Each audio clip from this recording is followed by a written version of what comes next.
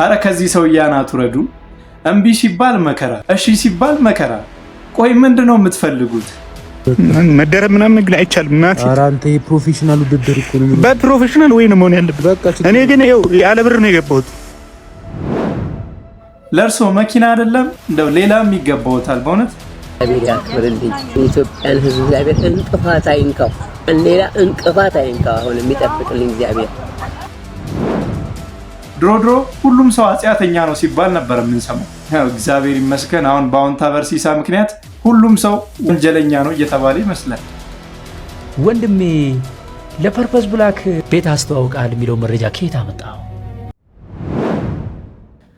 ሰላም ክብራትና ክብራን የዜብራ ቲዩብ ቤተሰቦች እንደምን አላችሁ? እንግዲህ ዛሬም መግቢያ ላይ ያያችኋቸውንና ሌሎችም እናንተን ይመጥናሉ ብትሰሙት መልካም ናቸው ያልኳቸውን ቪዲዮዎች ይዤ መጥቻለሁ። ይህ ቪዲዮ ብዙ ሰዎች ጋር እንዲደርስ ቪዲዮውን ላይክ በማድረግ ጀምሩ። ይህ ዜብራ ቲዩብ ነው።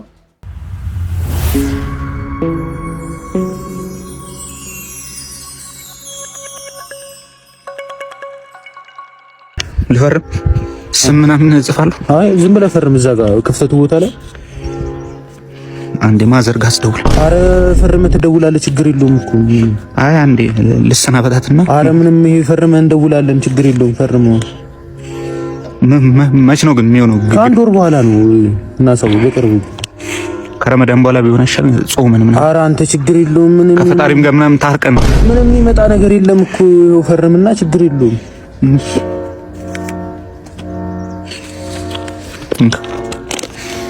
መደረብ ምናምን ግን አይቻልም። እናቴ ኧረ አንተ የፕሮፌሽናል ውድድር እኮ ነው። በፕሮፌሽናል ወይ ነው መሆን ያለበት። እኔ ግን ይኸው ያለ ብር ነው የገባሁት።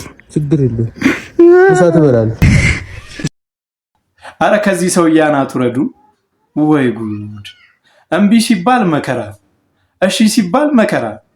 ቆይ ምንድነው የምትፈልጉት? እርግጠኛ ነን አይደል? ከዚህ በኋላ መሸሽ የለም። አረ ኬት መጥቶ ጋይስ፣ እንደሚታወቀው ሰይዶ ዛሬ መፈራረሙ የሚታወቅ ነው። በምን ዙሪያ ነው የተፈራረመው እንዲሁም ደግሞ በምን ተስማምተው ነው የሚለውን እንግዲህ ጠይቀው ነው የመጣሁት።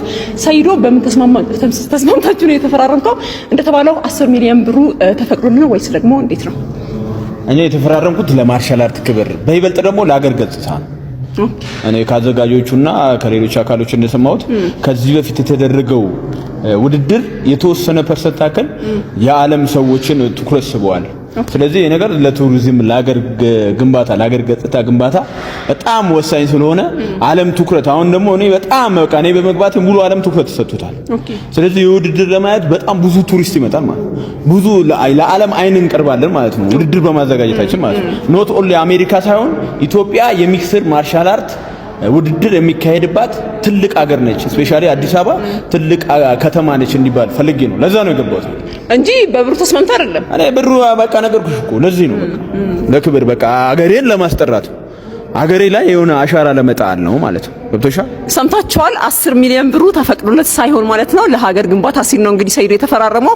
እርግጠኛ ነን አይደል? ከዚህ በኋላ መሸሽ የለም። አረ ኬት መጥቶ በቃ እኮ ለሀገር ገጽታ ግንባታ ስለሆነ ኖ ሞር እናቴ ትቆጣኛለች እንዴ! ምን ነው የብሩን መጠን ደበቃችሁት? በነፃ ነው እንዴ ነገር? እንደኔ አንዴ እቺን ቪዲዮ አይታት ብትመለስ ጥሩ ነው። ለኢትዮጵያ ሕዝብ ብዬ ነው የምጋጠመው እያለ ይገኛል። እንዴት አይወልም? እኔ ነግሬያቸዋለሁ። በምን ሰከንድ አለቀ አላለቀ አይ ሪሊ ዶንት ኬር። ግን ከዛ ፋይት ውስጥ ሴዶ እግሩን እሰብረዋለሁ፣ ጉልበቱን እሰብረዋለሁ። 10 ሚሊዮን ካልሆነ ብለህ እንደገገምክ በዛው ብትቀር ይሻል ነበር። ምክንያቱም እሱ እግሩን እሰብረዋለሁ ብሏል። ቢያንስ መታከሚያ ይሆናል። ደግሞ ቀልዴ ነው። ከማርሻል ፋይተር ጋር መሳፈጥ አያስፈልግም ወዳጄ። አርቲስት ፍቅርተ ደሳለኝ ነኝ። ማሚ ሰሞኑን በማህበራዊ ሚዲያ ላይ ትራንስፖርት ስጠብቅ እንግዲህ የሆነ ሰው አንስቶ ቪዲዮ ቀርጾ እንዲወጣ አድርጓል። እኔን ነገር ብዙ ሰው ነከረኝ። እንዲህ አየንሽ ብለው መጀመሪያ ደረጃ ስላሰባችሁልኝ ይህን ቅድም ለእኔ ብላችሁ እኔን እንድጠቀም ነው፣ እኔን ለመጉዳት እንዳልሆን ይገባኛል።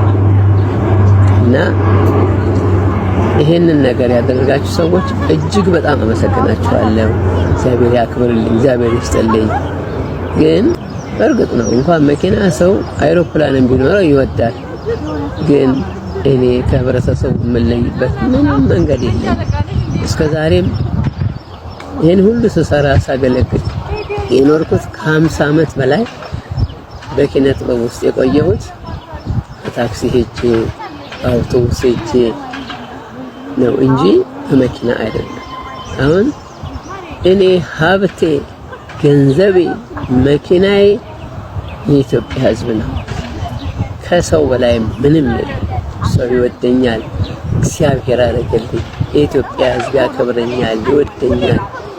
ከሚገባው በላይ በወጣሁበት በገባሁበት ሁሉ የሚሰጠኝ ክብር ከሚገባው በላይ ከእኔ አቅም በላይ ነው። እግዚአብሔር ያክብርልኝ። የኢትዮጵያን ሕዝብ እግዚአብሔር እንቅፋት አይንካው፣ እንኳን ሌላ እንቅፋት አይንካው። አሁን የሚጠብቅልኝ እግዚአብሔር ሁልጊዜም ጸሎቴ ነው። ሀገሬን እወዳለሁ፣ ሀገሬን አድልኝ፣ ሀገሬን ጠብቅልኝ። ይሄን ሕዝብ እባክህ ጌታዬ እንቅፋት አታስነካብኝ ነው የምለው። ውሸት እንዳይመስላችሁ፣ ይሄ የኔ የዘወትር ጸሎቴ ነው። ምክንያቱም በየሄድኩበት ቦታ ምን ያህል ክብር እንደሚሰጠኝ ምን ያህል ቦታ እንደሚሰጠኝ አይቼዋለሁ። ያ ለኔ ከምንም በላይ ነው። ስለዚህ ምክንያቱም እኔ የአዳም ዘር ነኝ። እከሌ አይደለም፣ ከአዳም ዘር የመጣሁ ነኝ። ሁሉ ወገኔ፣ ሁሉ ወንድሜ፣ ሁሉ ዘመዴ፣ ሁሉ እናቴ፣ ሁሉ አባቴ፣ ሁሉ ልጄ፣ ሁሉ የልጅ ልጄ ነው። በጣም በዚህ አምናለሁ እና እባካችሁ ይቅርታ አድርጉልኝ። የሌላ ነገር እንዳይሆን ወይ ኩራት ወይ ደግሞ ንቀት እንዳይመስላችሁ እና ስላስባችሁልኝ እጅግ በጣም ነው የማመሰግነው። ወዳችኋለሁ፣ አከብራችኋለሁ። አክባሪዎቼ ስለሆናችሁ ስለምትወዱኝ በጣም በጣም በጣም አመሰግናለሁ። ውይ የኔ እናት ትህትናቸው ደስ አይልም? ለእርሶ መኪና አይደለም እንደው ሌላም ይገባዎታል። በእውነት የኢትዮጵያ ሕዝብ ደግሞ በጣም ደግ ነው፣ ይገዛላቸዋል እርግጠኛ ነኝ። ሚዲያ ላይ ለፐርፐዝ ብላክ የሰራ ነው አንድ የቤት ማስታወቂያ ሳይኖር ዶንኪ ቲዩብ ላይ፣ ፌስቡካችን ላይ፣ ኢንስታግራማችን ላይ አንዲት ቤት ግዙ የምትል ፖስተር ሳትኖር ወንድሜ ለፐርፐዝ ብላክ ቤት አስተዋውቃል የሚለው መረጃ ከየት አመጣው? ምናልባት እኔ ፐርፐዝ ብላክ ድሮ ከገበሬው ምርት ሲያስተዋውቅ የሰራውትን ማስታወቂያ አንዳንድ ሰዎች ቆርጠው ወይ በኤአይ አቀነባብረው በራሳቸው ሚዲያ ሊለቁ ይችላሉ።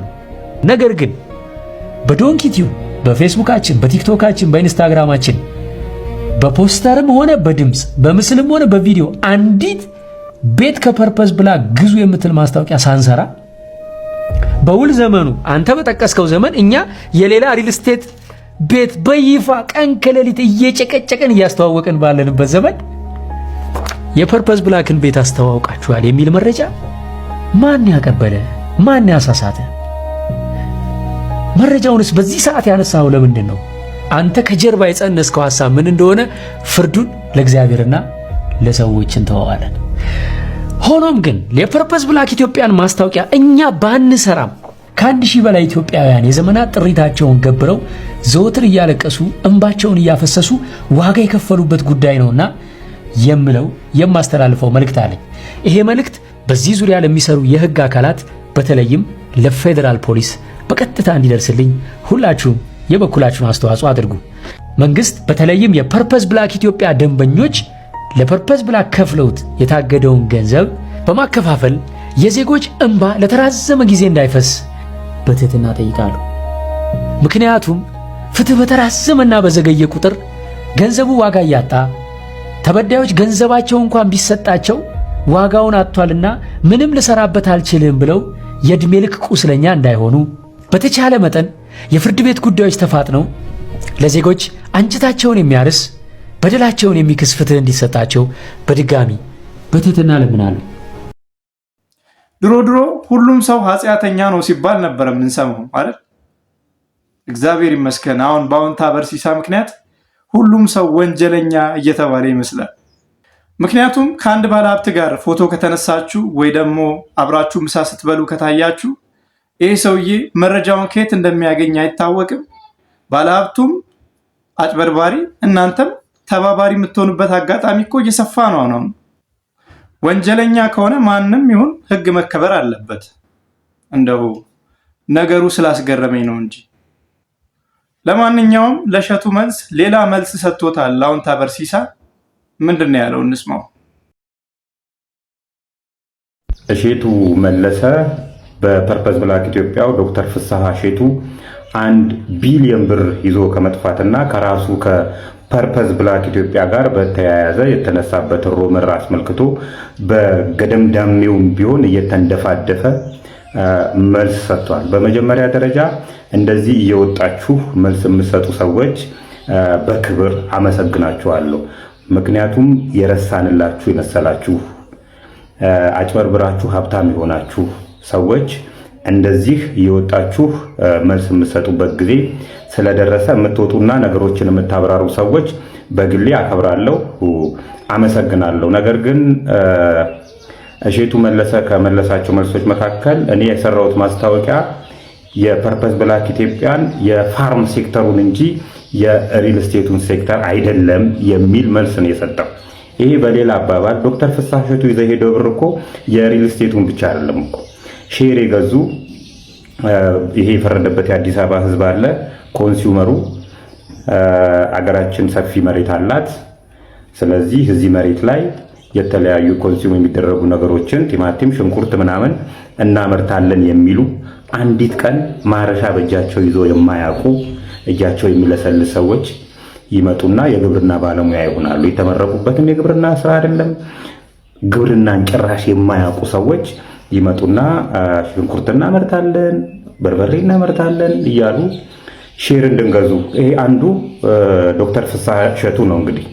በዚህም ኑና ሼር ግዙ አዲስ አበባ ላይ በርካሽ ዋጋ ከገጠር አስመጥተን ምናምን ብሎ ተንተባትቦ ህዝብ በልቶ፣ በተጨማሪም ደግሞ ሌላ የሪል ስቴት የመኖሪያ ቤት ችግር ስላለ ደግሞ 1.5 ሚሊዮን ብር ምንም መሬት ባይኖሩ ሜክሲኮ ላይ ፒያሳ ላይ መሀል ፒያሳ ላይ ቦታ እንኳን ሳይኖር ቤት ሰርቼ እሰጣችኋለሁና አምጡ እያለ ተቀብሎ ነው እጥብ አድርጎ አሜሪካ የገባው። አሜሪካ ከገባ በኋላ የመንግስት ሰዎች ሊያሰሩኝ ስላልቻሉ ኧረ እባክህ ተው እንጂ ዋቴቨር ኤኒዌይ ዶክተር ፍስሐ እሸቱ ይዘው የጠፉት 1 ቢሊዮን ብር የሪል ስቴቱን ብቻ አይደለም ከግብርና ሴክተሩም ላይ ነው ይዘው የጠፉትና እቺንም አስብባት። አመሰግናለሁ። ጉድ ነው መቼም ህዝቡን በስንቱ ቦጥቡጦ ጨረሱት። ምን እንደሆነ አላቅም። ጎዳና ላይ ወጥቶ ምግብ የሚያስለምን ምንም ምክንያት የለም። አዲስ አበባ ውስጥ እውነቱን ለመናገር እንደው ጎዳና ላይ የሚያስወጣ ምክንያት አዲስ አበባ ላይ በአሁኑ ሰዓት የለም። ከነኚህ ምገባ ማዕከላቶች ውስጥ ወደ አንዱ ጎራ ብሎ ትኩስ ንጹህ ምግብ፣ የተመጣጠነ ምግብ መመገብ የሚቻልበት ከተማ ሆኗል። ደግሞ ምግብ ለዕለት ጉርሳቸው የሌላቸው ወገኖቻችንም ቤታቸው ነው፣ ማረፊያቸው ነው። እርቧቸው መጥተው ምግብ የሚበሉበት ብቻ ሳይሆን አረፍ ብለው እርስ በርሳቸው ሰዓት ወስደው ተወያይተው የሚሄዱበት ቤታቸው ነው። ስለዚህ በየጎዳናው ለዕለት ጉርስ ለሚለምኑ ወገኖቻችን ሁሉ ድጋሚ መልእክት ማስተላለፍ እወዳለሁ። በከተማችሁ ውስጥ እነኚህ የተገነቡት ምገባ ማዕከላቶች የእናንተ ናቸው። ንጹህ ምግብ፣ ደረጃውን የጠበቀ ምግብ በክብር እጃችሁን ታጥባችሁ በንጽህና መታችሁ እዚህ መመገብ ትችላላችሁ እና ተጠቀሙበት ማለት እወዳለሁ። ቋሚ ገቢ ያለው ሰው ብቻ እንጂ ከዛ ውጪ ሆኖ የሚያስፈልገው ሰው ከየት እንዴት መጣ ሊለው የሚችል ማንም የለም። እንደዚህ አይነት አሰራርም የለንም። አሁን ይህንን ስራ አይቶ አለማድነቅ ነፉግነት አይሆንም? በእውነት የከተማዋን ልማት፣ የተማሪ ምገባን፣ አሁን ደግሞ የድሃ ምገባን የመሳሰሉ ፕሮጀክቶች አድናቆት ይገባቸዋል። አንበሳ አዳነች አቤቤ እውነት። ሰበር የኢቢኤስ ቴሌቪዥን 33 ሚሊዮን ብር እንዲታገድ ፍርድ ቤት ወሰነ። ከበስንቱ ድራማ ጋር የተገባው ውዝግብ ቀጥሏል። ዛሬ እጃችን የገባውና ከጀርባ የምትመለከቱት የፍርድ ቤት ውሳኔ ምን ይላል? በአጭሩ አቀርባለሁ። በከሳሽ አብሪኮም መልቲሚዲያና በተከሳሽ ሲልቨር ስፕሪንግ ኃላፊ የተወሰነ የግል ማህበር መካከል ለተነሳው ክርክር ፍርድ ቤት ውሳኔ መስጠቱን ለዘሀበሻ የደረሰው ውሳኔ ያሳያል። ለሁለቱ ድርጅቶች ክስ ምክንያት የሆነው በስንቱ የተሰኘው ተከታታይ ድራማ ነው። የበስንቱ ድራማ ባለቤት የሆነው አብሪኮም መልቲ ሚዲያም ለፌዴራል ፍርድ ቤት ልደታ አንደኛ ንግድና ኢንቨስትመንት ፍትሐ ብሔር ችሎት ባቀረበው አቤቱታ ተከሳሹ ኢቢኤስ ቴሌቪዥን ያለ አግባብ ላሰራጨው የኦዲዮ ቪዥዋል ስራ የጉዳት ካሳ እንዲከፈለው ጠይቋል። በመሆኑም ይህ ካሳ እስኪከፈለው ድረስ በፍትሐ ብሔር ስነ ስርዓት ቁጥር 154 መሰረት እስከ 33 ሚሊዮን 128,115 ብር እንዲታገድለት ጥያቄ ማቅረቡን የውሳኔ ግልባጩ ያሳያል። ተከሳሽ አቤቱታው ከደረሰ በኋላ ክርክር ያደረገ ሲሆን ፍርድ ቤቱም ግንቦት 4 ቀን 2018 ዓ.ም በጉዳዩ ላይ ውሳኔ ሰጥቷል። በውሳኔው ጉዳዩ በክርክር ላይ መሆኑ እንዳለ ሆኖ ተከሳሽ በክርክሩ ቢረታ ገንዘቡን ሊያሸሽ የሚችልበት እድል ከፍተኛ መሆኑን በግምት ውስጥ በማስገባት እግዱ እንዲሰጥ መወሰኑን ለመረዳት ችለናል።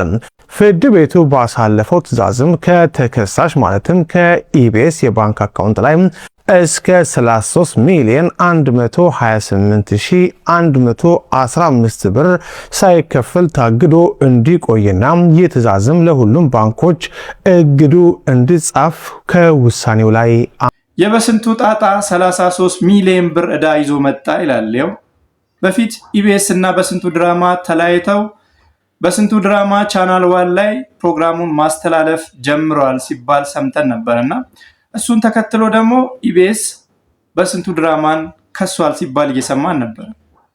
እንዴት ነገርየው ተገለባብጠው ኢቢኤስ ተከሳሽ በስንቱ ድራማ ደግሞ ከሳሽ ሆኖ መጣ። ይገርማል። እንግዲህ ለማንኛውም ለዛሬ ያስኳቸው ቪዲዮዎች እኚህን ይመስሉ ነበረ። እንደተመቻችሁ ተስፋ አደርጋለሁ።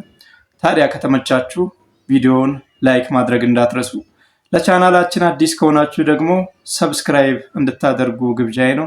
ሌላ ጊዜ በሌላ ቪዲዮ እስክንገናኝ መልካም ጊዜ። ቻው ቻው።